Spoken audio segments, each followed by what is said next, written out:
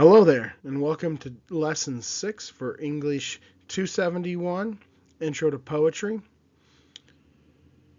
With this lesson, we're moving forward in time chronologically, coming out of the Victorian period, which ended around the start of the 20th century, and today we're going to look at High Modernism, which is the literary movement that developed following the Victorian period.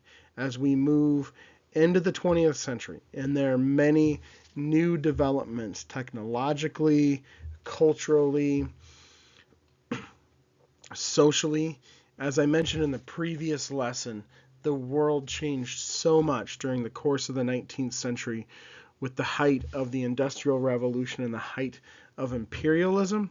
In Great Britain now, not only in Britain but all throughout the world, we start to see the consequences of those developments and the transformation of the world into a more industrial society.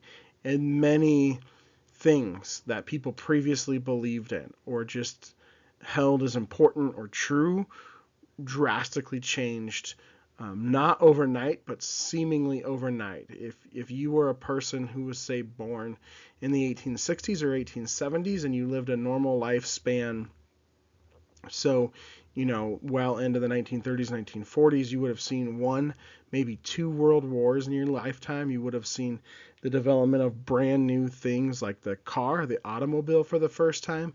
And that just had a dramatic effect on people and civilization. So, of course, the art, the poetry was the place for people to engage with and grapple with these aspects of modernity. Let's take a look at some historical context and start to understand more the nuances of what I just said, of the forces that shaped poetry in the 20th and 21st centuries.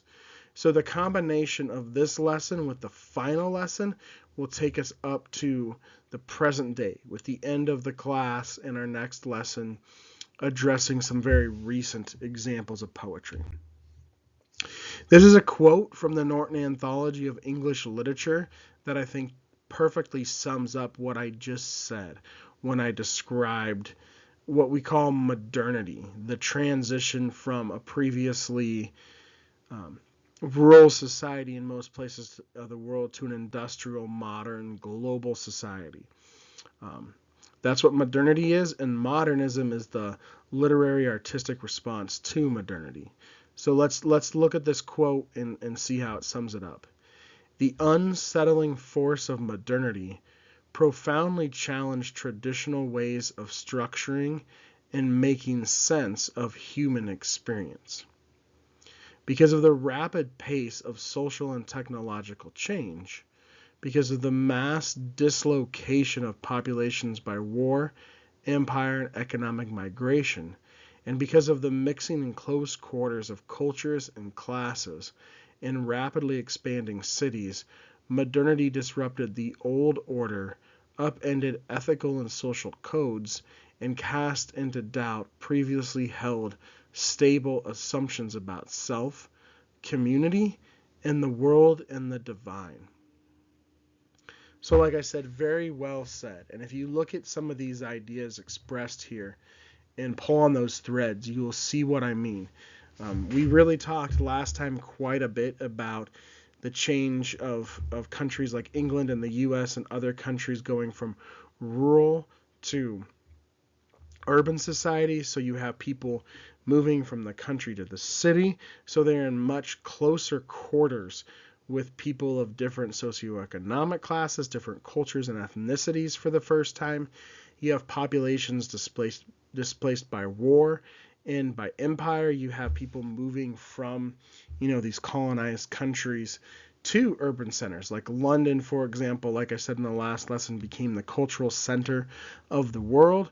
And so you have people moving there not only from the countryside, but from places like India and Nigeria. And you just get this big mix in a way people had never seen before. And then you have the technological advances I mentioned earlier. This is especially the case with war, as we'll see in a minute. World War I being the first ever truly world war, but also the technological advances in weaponry made it just a catastrophic event for the public psyche. So These are the changes, and the literature we're going to look at, what it does is it grapples with those changes.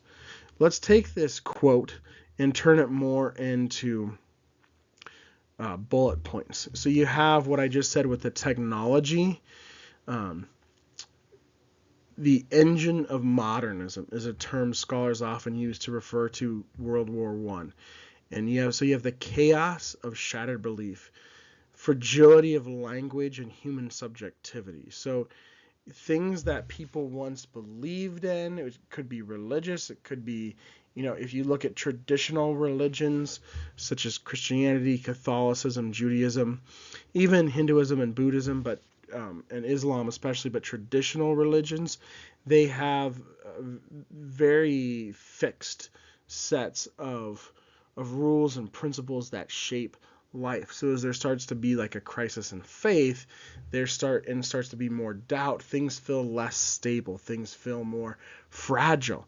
And when you look at something like World War I, where you have the introduction of biological warfare and automatic weapons, where you can now kill people much more efficiently, and you have way more people involved in the war, countries from all over the world, that is a shattering thing, no matter what you believe in. So the fragility of human experience would be one way to sum up the changes.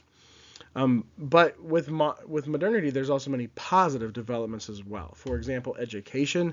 Like I said last time, the literacy rates improved greatly going through the 19th century and into the 20th, and so now the high, middle, and even lower classes could read, which created new reading publics and opened up the idea of genre for the first time, where you have things in literature we have today that just seem commonplace, like action adventure or romance, or even the development of things like detective writing and horror and sci-fi and fantasy. These things start to emerge in the 20th century now that reading is so much more widespread and the majority of populations can read.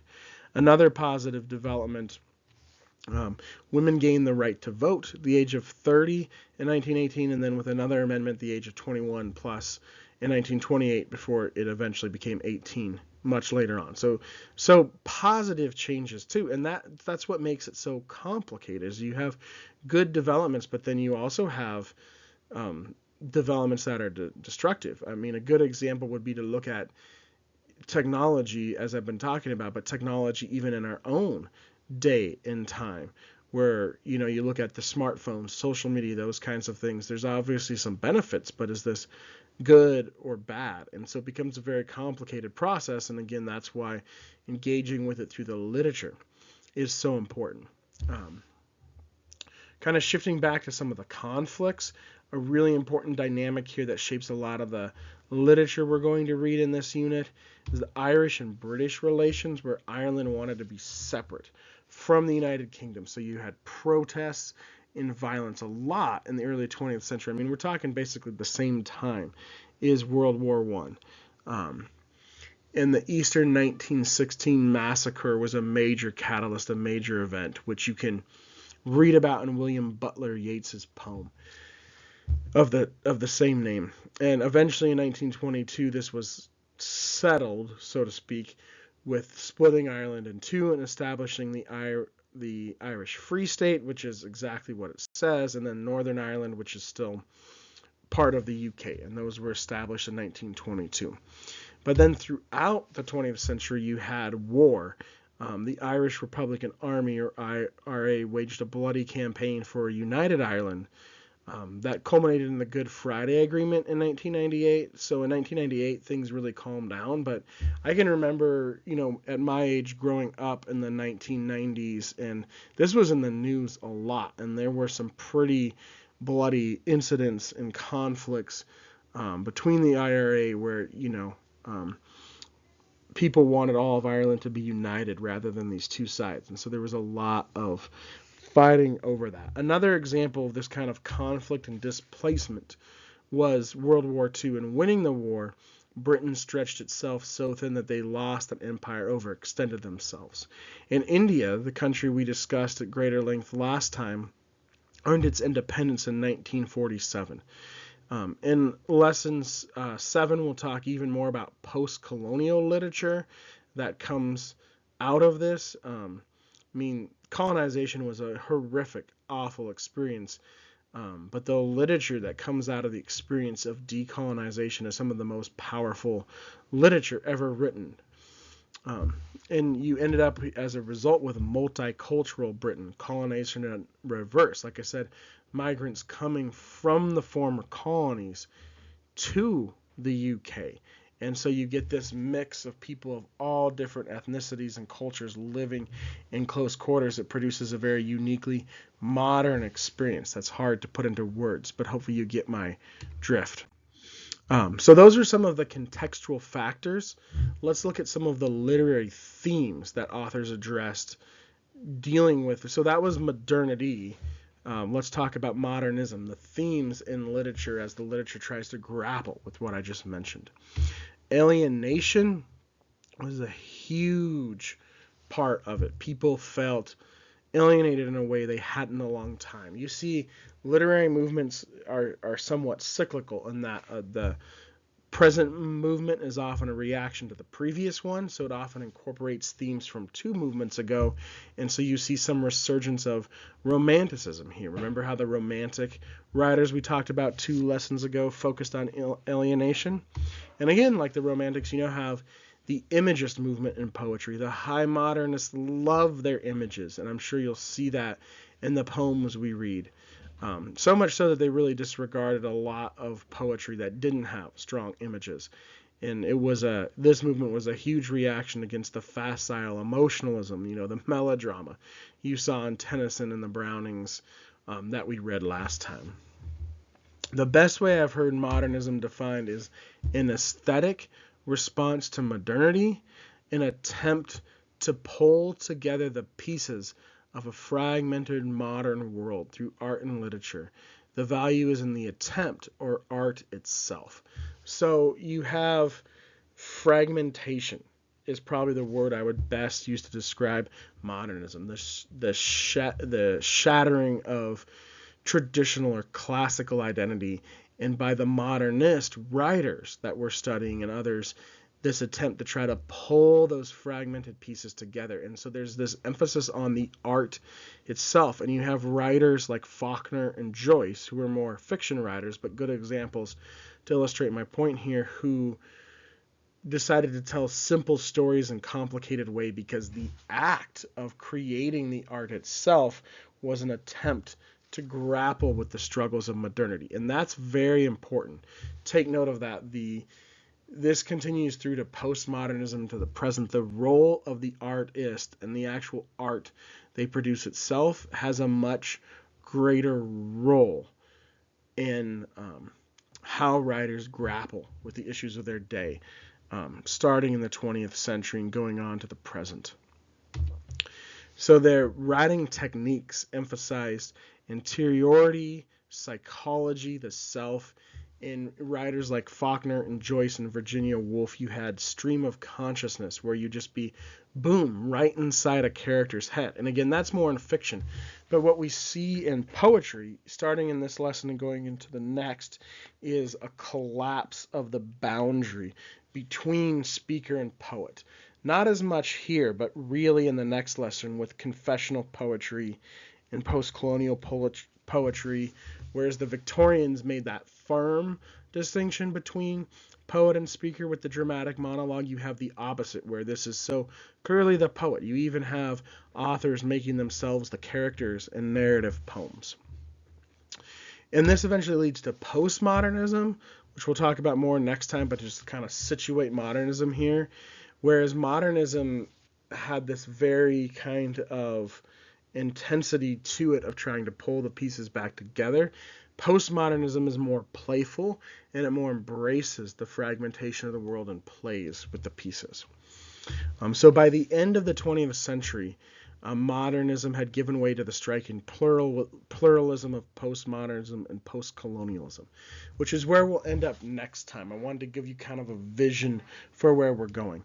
Now we're going to look at 3 poets and 4 poems, And we're going to start with W.B. Yeats in the early 20th century, who is probably one of the most influential writers of the 20th century.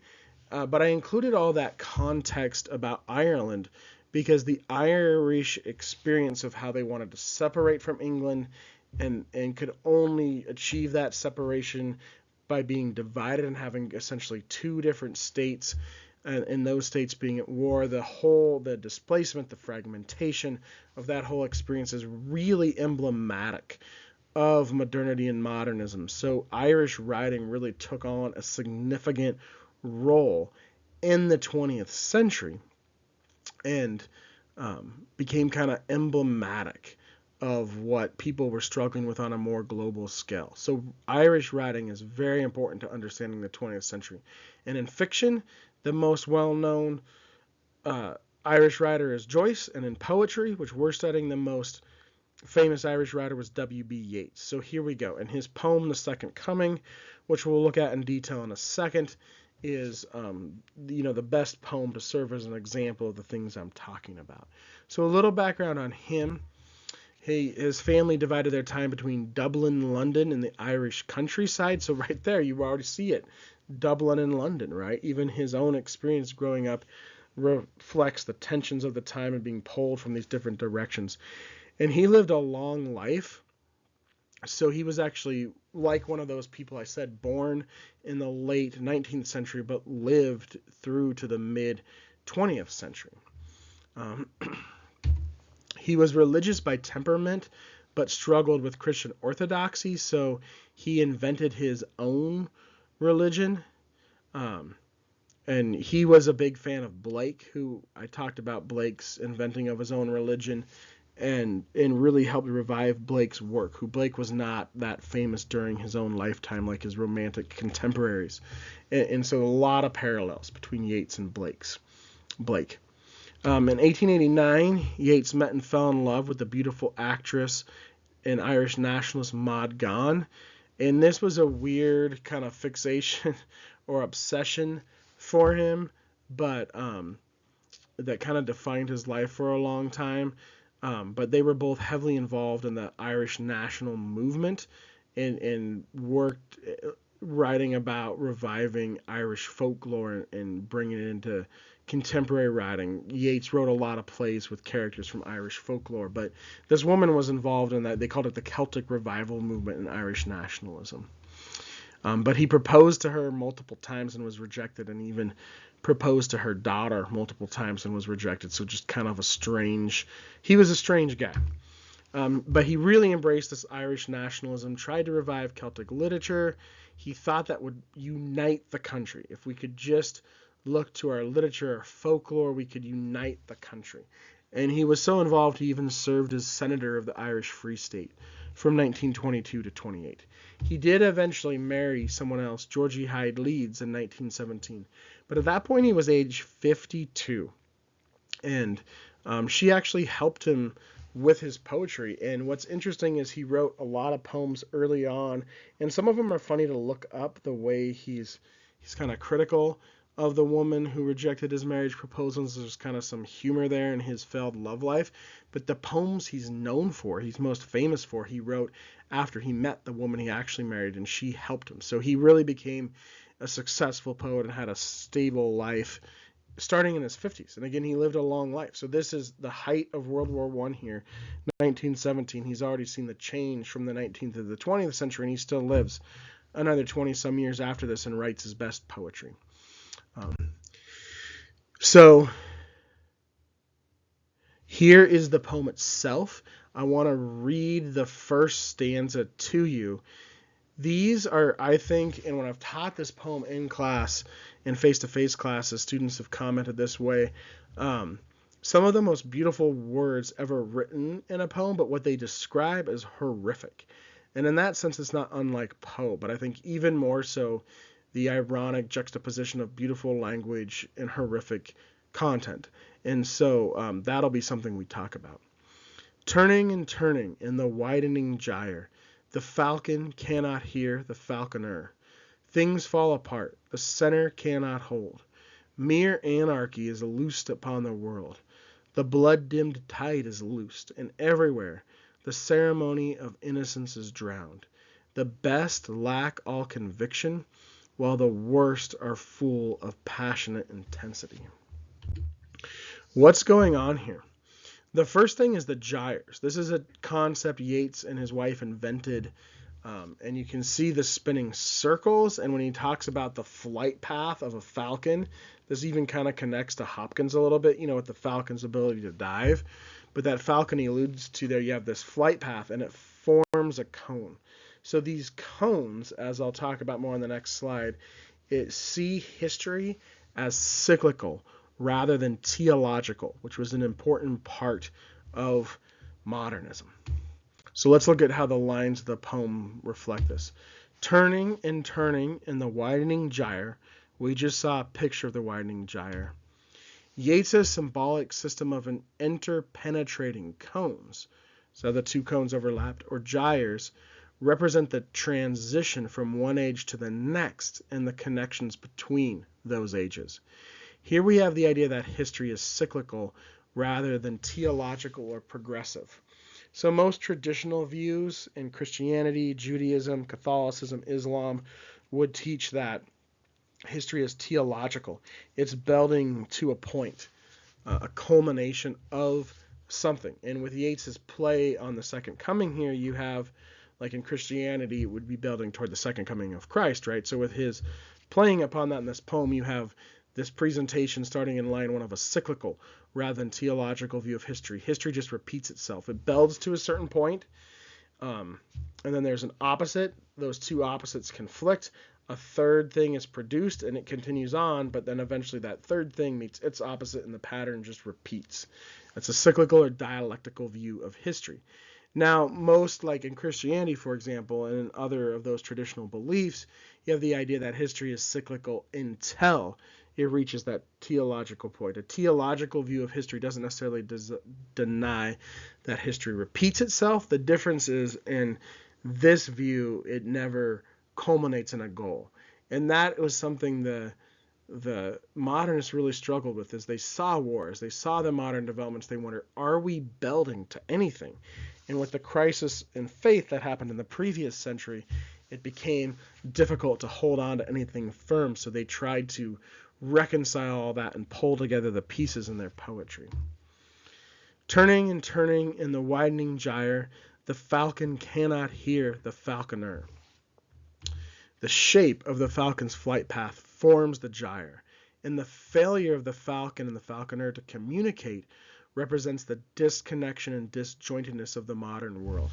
So you have people living in close quarters from all different classes of society, but they're not necessarily communicating or getting along. That's why you have the breakdown. The falcon cannot hear the falconer.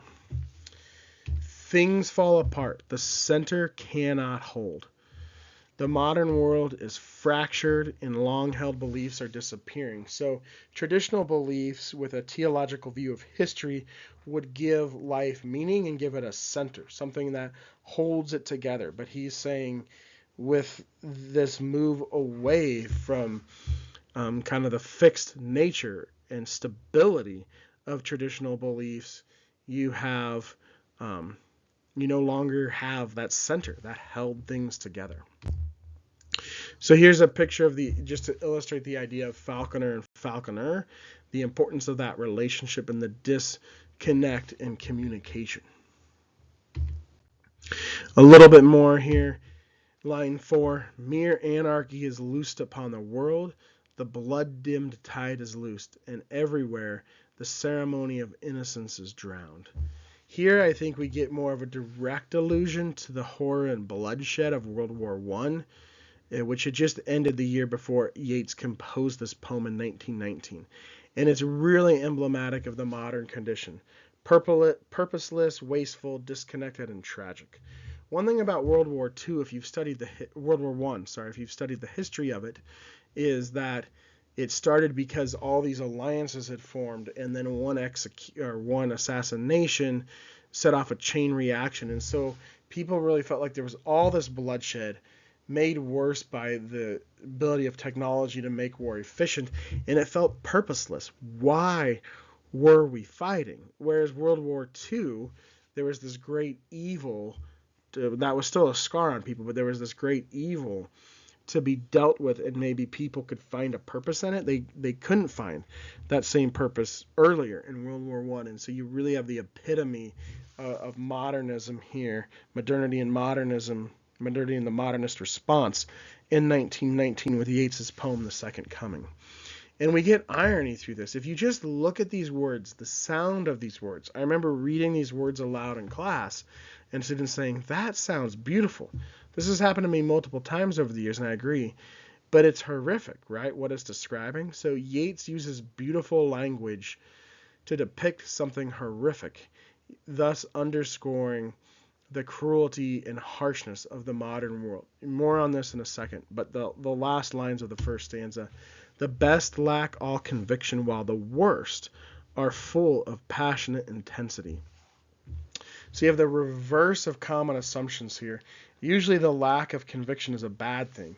In passionate intensity, though, it can go wrong. Having purpose, right, is what I read there as the opposite of lacking conviction. Having purpose, a goal, something you're moving toward, is a good thing. He's saying these are bad things. So he's reversing common assumptions, which was another trope of modernist writing. And what that does is it shows the chaos of modernity, the feeling of purposelessness, and it emphasizes the sweeping changes to further illustrate that long-held beliefs are disappearing. And with that irony, the ironic juxtaposition of beautiful language to describe horrific content, that really drives home this idea. So there you have a close reading of the first 8 lines of a poem that really encapsulates the modernist response to the conditions and struggles of modernity. And the question is the disappearance of those structures a good thing or a bad thing? The disappearance of those long-held beliefs. Is it a good thing or a bad thing? And it's not as simple of an answer of that, but we have to think this through, because were a lot of positive changes people embraced, but in many ways stability is a good thing, and so the poets wrestle with this question, and I'll be curious to hear what you think yourself. Feel free to incorporate your own views, but certainly what you think of the poet's response to these things. So the themes that show up here to kind of round out our discussion are cyclical view of history, failure to communicate, people now doubting long-held beliefs, unnecessary and purposeless violence, chaos, randomness, a general lack of feeling rooted in anything foundational, and despite its bleak subject matter, the poem contains beautiful language. This illustrates the modernist emphasis on art as the best response to these bleak conditions. So that question I just posed, is the loss of stability good or bad? They're trying to pull together the pieces, these writers. They have a hard time grappling with that. One response is the poetry. Like, I might not be able to give a concrete answer, but I can compose a beautiful poem. And that's why you get the idea of a high modernism, a real emphasis on art in the process of creating art that wasn't there to the same degree before. Let's look at a few more poems. Rainer Maria Rilke, one of my all-time favorite poets. A little on him. He had an unhappy childhood. His younger sister had died before she was born. His mother miscarried. There was a stillbirth, and so because they knew that baby was a girl, she really dressed Rilke in girls' clothing as a kid, and that had kind of an impact on him. His early occupations, military academy, business school, law school, none of them worked out. So he got into poetry and published 2 books of poetry in between these different studies. In 1897, he fell in love with and married psychoanalyst Lou Andrea Salome, I think I spelled that wrong, and that relationship had a lifelong influence for him. In 1899, though, he got to meet Leo Tolstoy, the famous Russian writer who had a profound impact on him. Even though he didn't stay or he fell in love with the married psychoanalyst. Sorry. um, so he was not able to be with her. But she had a lifelong impact on him. So he eventually married Claire Westhoff, another artist, and they lived in the artist colony of Worpswede, Germany, but then soon separated. And with Rilke, we're getting our first poet in translation, I believe. Well, after Homer, but first modern poet in translation. So not reading something from the U.S. or England, which is great to have some diversity. Um, he really studied the craft of poetry, and we'll see on the next slide, had his own theories of poetry, and you first see this in his famous collection, New Poems.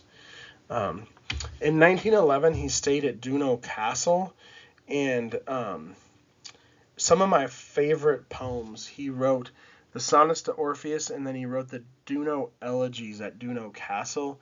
I didn't include any of those because, there's only so much content I can give you in a 4-week course. But if you like poetry and want some great summer reading of poetry, get the Sonnets to Orpheus and the Duno Elegies by Rainer Maria Rilke, or just Rilke's collected poems, which has a lot of them in there. And he was discharged from military service in 1916, which was when he was then able to go back and complete the Duno Elegies, which he'd started in 1911, and then the Sonnets to Orpheus, but hadn't finished yet. So that's his life. Now let's talk about his beliefs about poetry. Like I said, this turn toward modernism really led to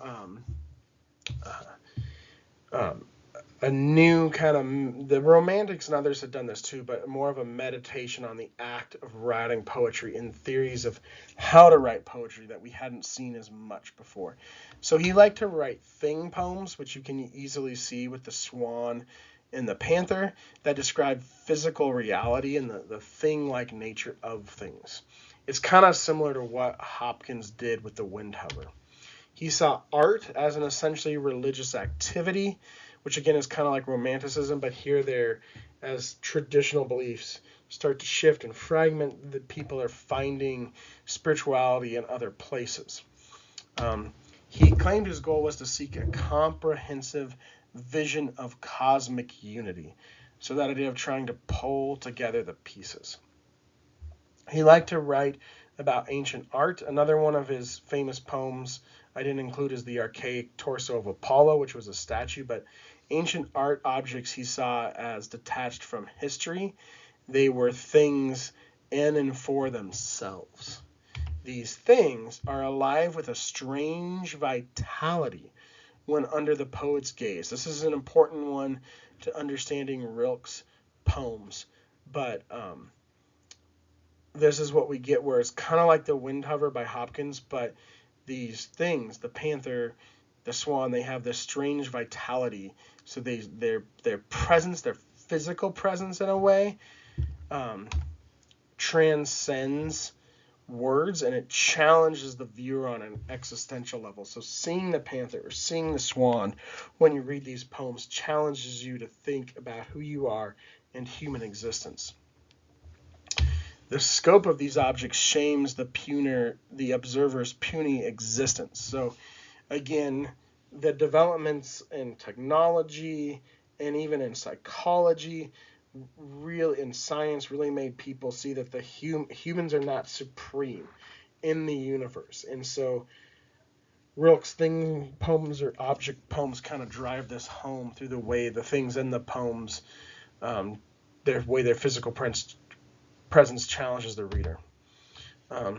He was haunted by the way modernity showed people the incompleteness of human experience, which I kind of just addressed on the last point, in the passage of time. So as a response to that, his aesthetic response to modernity, he infuses objects with ideas, emotions, and values, a higher form of personification. You see this more so in the swan than the panther, whereas I think the panther kind of deals with the panther as a panther, but you do see it in both poems where it's kind of understating what Rilke is doing to say he personifies things. So he eventually, what you could say is ultimately you could say he developed his own way of talking about things, non-human things, animals or objects, in such a way that it transcends what the word personification can describe, and it's like a higher level of personification. And so that was his theory, his artistic response to modernity. Now let's look at the poems and see how he does this. So we'll go stanza by stanza because these are really short. Talking to the panther here, his vision from the constantly passing bars is grown so weary that it holds no more. To him it seems there are 1,000 bars, and behind 1,000 bars, no world. So, right, thing poems with objects personified. The panther experiences imprisonment as a human would and elicits our sympathy. This poem is really interesting because if you've ever been to a zoo and seen a creature like a panther or a jaguar or a cheetah, something that is supposed to be roaming in the wild and just like a jaguar. I saw a jaguar at the Phoenix Zoo once, and it was eerie how much it resembled this poem because this creature should be running at top speed across the plains, across the savannah, and it can't. And it was this weird look in its eyes that just evoked this poem, even though at that point I hadn't looked at this poem in a while. And so it just, he's really capturing something real here, I think. But again, the idea of the thing poems and the higher level of personification, he's almost describing the way the panther's eyes in his mind take in information the way a human would. Stanza 2, the padding gait of flexibly strong strides that in the very smallest circle turns is like a dance of strength around a center in which stupefied a great will stands. So the physical presence challenges us existentially.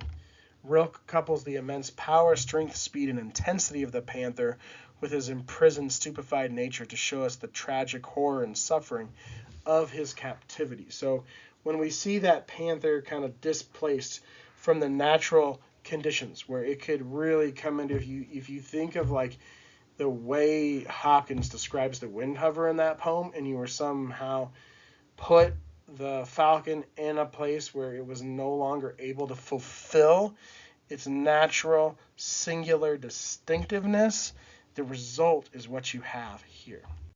Then the last stanza, only sometimes the curtain of the pupil soundlessly parts, then an image enters, goes through the tension stillness of the limbs, and in the heart ceases to beat. So he's really getting at, like, modernism I talked about really focused on the interiority, the psychology of the characters, and in poetry, the speaker or the listener even.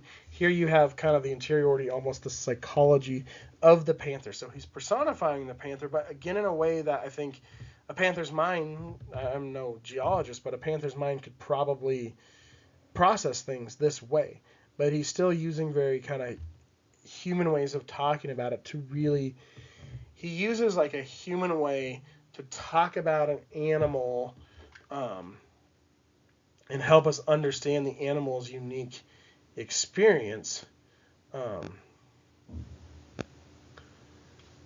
and give us sympathy for it. But it even though it's in this human way, it doesn't necessarily preclude like the animal, like an animal I think is capable of this. So it's just a fascinating way to bring us into the panther's mind and elicit a sympathetic or empathetic response.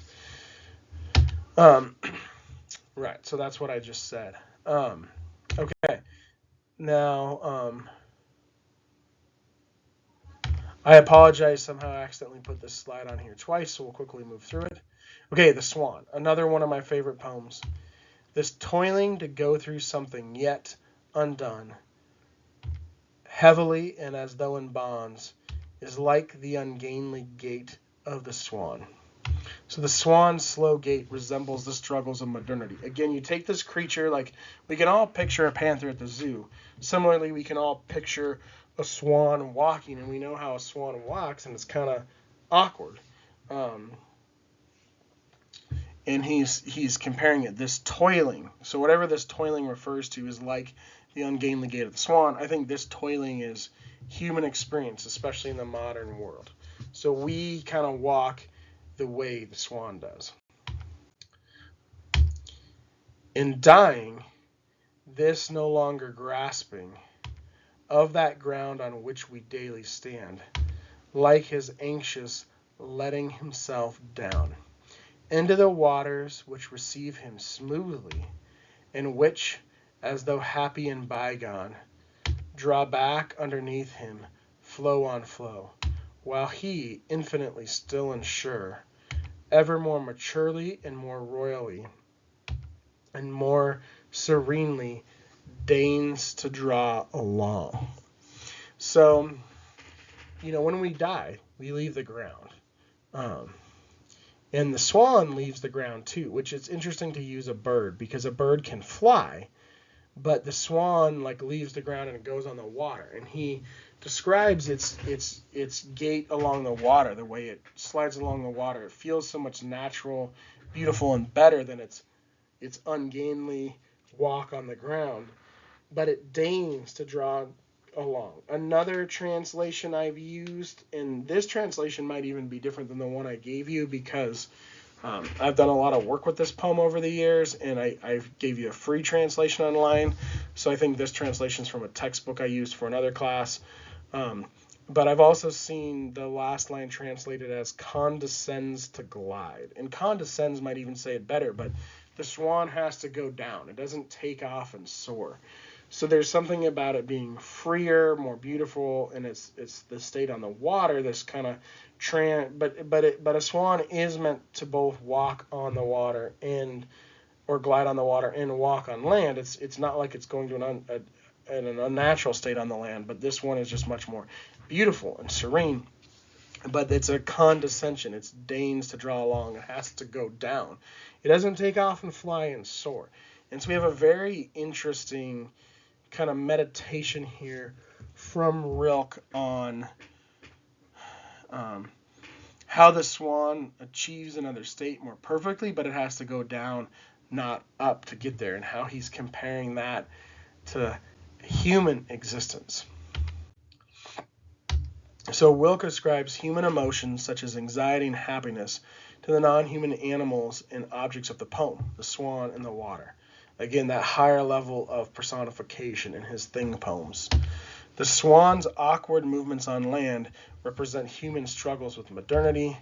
Only when the swan leaves the earth does his journey become more smooth.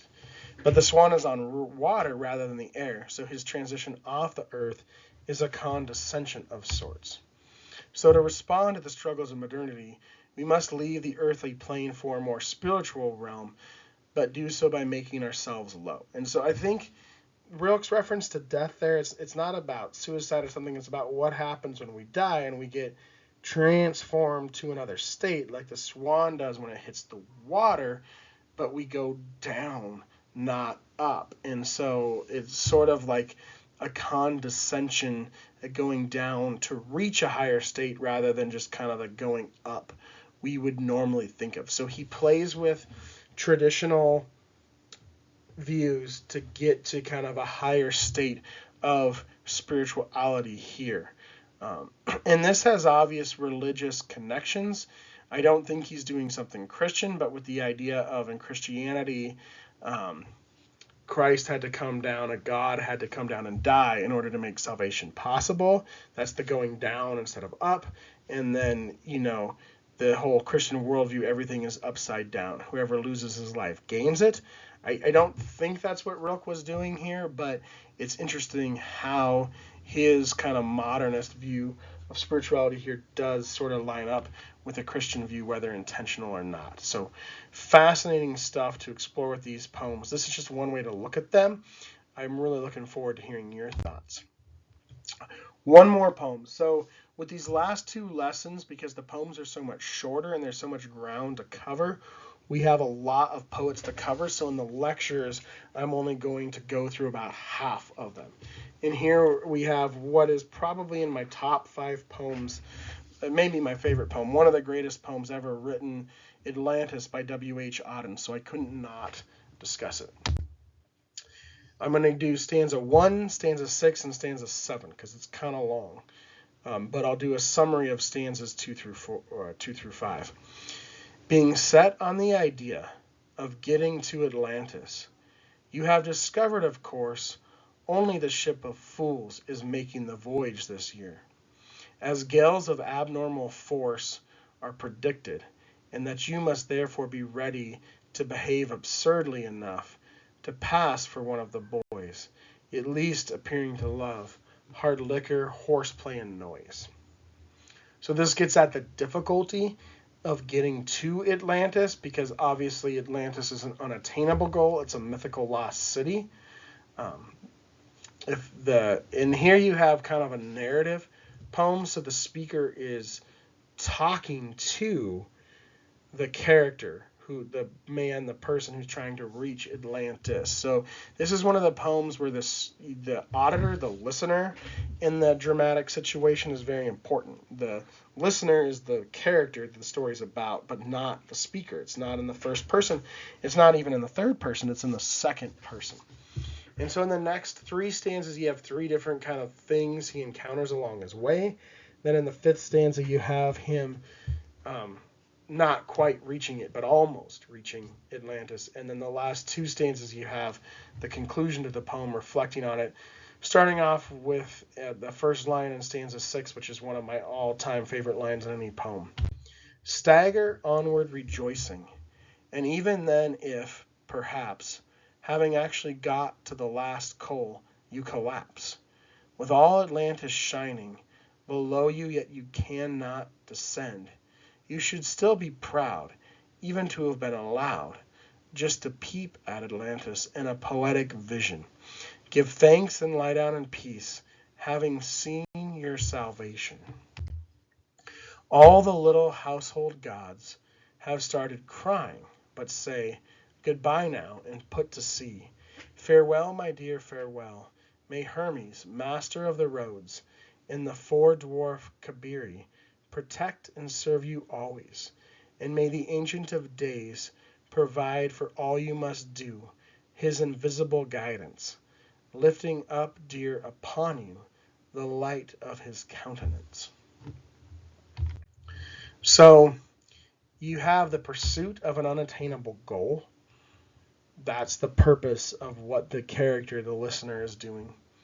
You have obstacles and temptations along the journey. So stanza 2 is skeptical scholars. Stanza 3 is barbaric rituals. Stanza 4 is alluring distractions. There's obviously some connections to the Odyssey, certainly with the alluring distractions in stanza 4, but also 2 ideas here. The journey is about, and what you see in stanzas 2 through 4 that we didn't read, embracing diverse experiences and perspectives like Odysseus did, but also it's the journey itself that's transformative, rather than the destination. Ulysses gets on the throne in book 24 of the Odyssey, and then it ends. And we see in just one interpretation, but in Tennyson's Ulysses, we see, well, maybe that wasn't that great.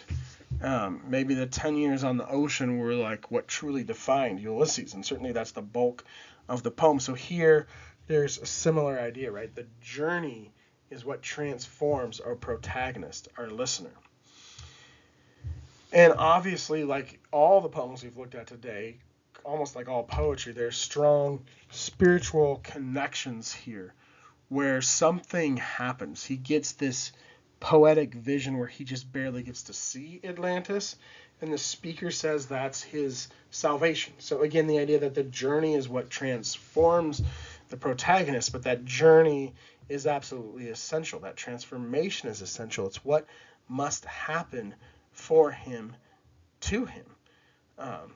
And then you see at the end how kind of the little household gods and the references to the gods from mythology don't hold up to that. They're weak idols. So it's a really powerful poem about how what we experience in life, what we go through, transforms us, grows us, makes us better, but it's in the trying and the striving is the reward. So hopefully it's an encouraging poem to you too, and I think it's definitely a modernist poem and fits into what we've talked about it so far today, but it gives a more optimistic vision than some of the other ones.